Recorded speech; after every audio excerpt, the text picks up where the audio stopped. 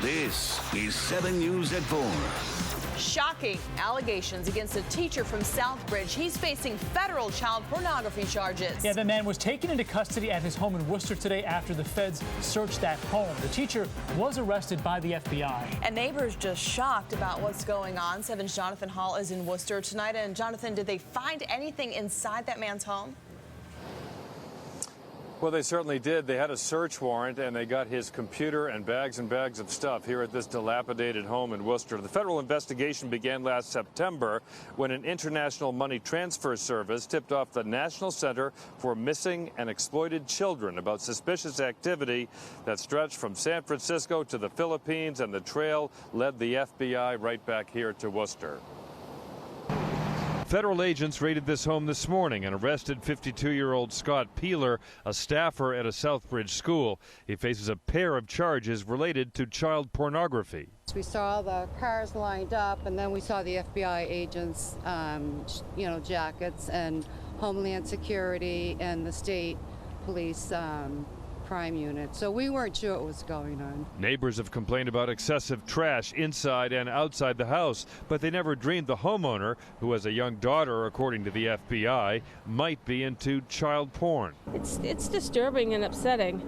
I know the guy kind of had issues because I have been to the door before, and looks like hoarders in there. A 40-page criminal complaint filed by an FBI agent with a federal judge in Worcester says in 2013 and 14, Peeler used Yahoo Messenger to communicate with a woman in the Philippines. Using the handle Wolfman124, an agent alleges Peeler asked about seeing young girls performing sex acts. In one exchange, Wolfman124 writes, "I like 12, 10 if she has blanks." The woman in the Philippines responds, 15, you like, hon? Wolfman texts back, no, 12, to which the woman responds, ah. So the FBI has his computer, and they're going to start looking through it for signs of child pornography. At this point, Peeler is charged with attempted receipt of child pornography and attempted enticement and coercion of a minor. He was in court at noon. We were there. He looked somewhat stunned, although not overly surprised by the charges, kept looking around at reporters in the courtroom, perhaps wondering why we were there. Federal judge held him without bail pending a detention hearing that's coming up on Thursday. We're live in Worcester. Jonathan Hall, 7 News.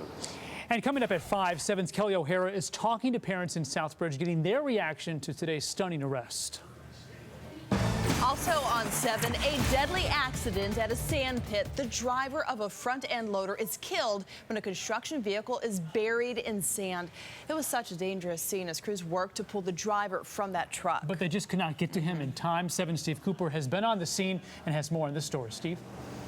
Ryan, as you can imagine, this was just such a difficult day for Plymouth firefighters and a regional technical rescue team that made a frantic effort to save this bulldozer driver who was trapped under tons of sand. Sky 7 HD over the scene in Plymouth, where the driver of a front-end loader is buried alive, according to officials, under an avalanche of sand while he was operating this heavy equipment late this morning here at the PA Landers Sand Pit, which is located on Hedges Pond Road in Plymouth. Officials say the 65-year-old male victim was trapped in his truck under tons of sand despite a frantic effort by a regional technical rescue team to reach him, using ropes and ladders and other special equipment. The concern was to make sure no one else was injured trying to get to the cab of the truck. Co-workers distraught and shaken to the core, hugging one another as word of the driver's death spread quickly.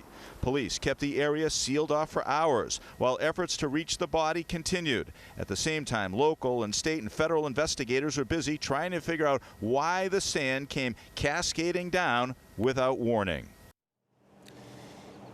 And because this is a workplace accident, OSHA has been called in to assist in this investigation along with state troopers assigned to the Plymouth County District Attorney's Office. We're live in Plymouth. Steve Cooper, 7 News. A moving truck proves too tall for Sturo Drive. The truck hit an overpass, shearing off its roof this morning. Check that out. Traffic backed up for a short time while crews worked to remove the truck and the debris. Well, a much better start to the day. Things were cool but quickly warmed up. This afternoon even feels like summer out there has finally made a return, but there's a chance we could see some rain heading back our way. Chief Meteorologist Pete Bouchard is here with your forecast. Already have a few showers popping up this afternoon, Ryan. We're watching one that just flared up in Southie. This is headed right over the Harbor Islands, and that's thanks to the sea breeze. Another band of downpour, too, right for Littleton. There it is, and that's going right into the harbor. It's not big, and it's not going to last long. It's just enough to wet the ground, and then more up near Ashby right now, and this one going right to Littleton in about 20 minutes or so. They're all quick movers. Our temperature 69 in Boston, cooling off a little bit thanks to that downpour. 80 in New York City.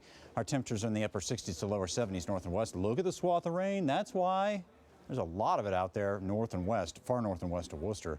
We're missing out on this, but we'll see the clouds from this feature tonight. And tomorrow we'll have the chance for some thunderstorms in the morning. This weather system is going to be kicked along by another one, and we'll watch it and watch for some strong storms possibly. Go over that forecast and the timeline coming up. More fallout following the escape of 2 convicted murderers in upstate New York. A dozen prison employees are now placed on administrative leave. Gene Palmer is the second employee to be charged since Richard Matt and David Sweat cut their way out of the maximum security prison.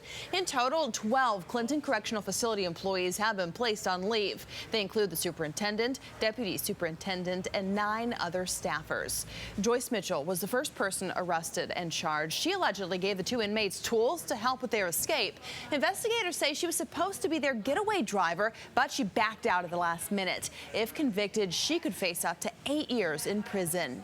Matt was shot and killed by police on Friday. Sweat is in serious condition after being shot twice when he was captured on Sunday. Another setback for Greece today after the country failed to make a debt payment. Now the country could lose $18 billion in financial support. The crisis clock continues to count down as banks close their doors and negotiators are fighting for a last-minute deal.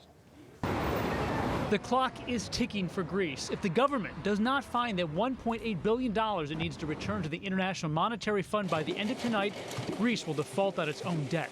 The Greek finance minister already said that Greece doesn't have that money and that they're not going to repay that amount to the IMF. So we're trying to do the right thing by the people. That means the only solution out of this deadlock is if the government of Greece and the European creditors broker a last-minute deal.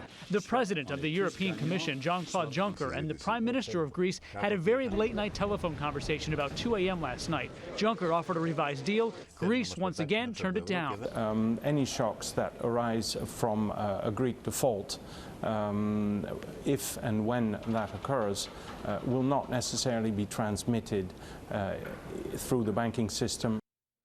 The Prime Minister of Greece may travel to Brussels tonight to try to broker a last-minute deal, an agreement that could save Greece's economy. Turning now to Voice Your Choice coverage, New Jersey Governor Chris Christie becoming the 14th Republican to announce he's running for president. I will wake up every day, not only with my heart strong and my mind sharp, but with my ears open and my arms open to welcome the American people, no matter what party, no matter what race or creed or color, to make sure that you know that this is your country too. We are going to go and win this election. Christie announcing his candidacy in his home state earlier today. He's already hitting the campaign trail. His first stop is a town hall meeting in New Hampshire tonight. On the Democratic side, Vice President Joe Biden may be in the race. He has not officially ruled out a 2016 presidential run. The vice president's family has encouraged him to challenge Hillary Clinton. A recent poll shows the vice president as the second choice for Democrats. Sources say Vice President Biden will make a decision by August. And tonight, the State Department will release the next set of emails from Hillary Clinton's private server. Back in March, it was revealed the former Secretary of State used a personal email account instead of a government account. Caught on camera, a prison guard saves an inmate's life. The Los Angeles Sheriff's deputy stopped an inmate from jumping over a railing. She grabbed the inmate's wrist just as he let go of the upper level railing there. 2 other guards came to help lower the inmates to the floor safely, making sure no one got hurt. Also caught on camera, a dramatic scene at a mall in Georgia. You can see it right here. 2 security guards hitting a teenager several times. A witness says the guards swung first. They had been suspended without pay. Wildfires ripping through parts of the West. A fast-moving wildfire has burned through at least 24 homes in Washington state, and fire officials are now saying that the fire is at least partially contained. But as NBC's Dan Sheenman reports, the damage already done. This is our downstairs patio, I guess. Families are now assessing the losses. There's nothing left. 24 homes destroyed in Wenatchee, Washington. No point in crying, and it's gone, it's gone.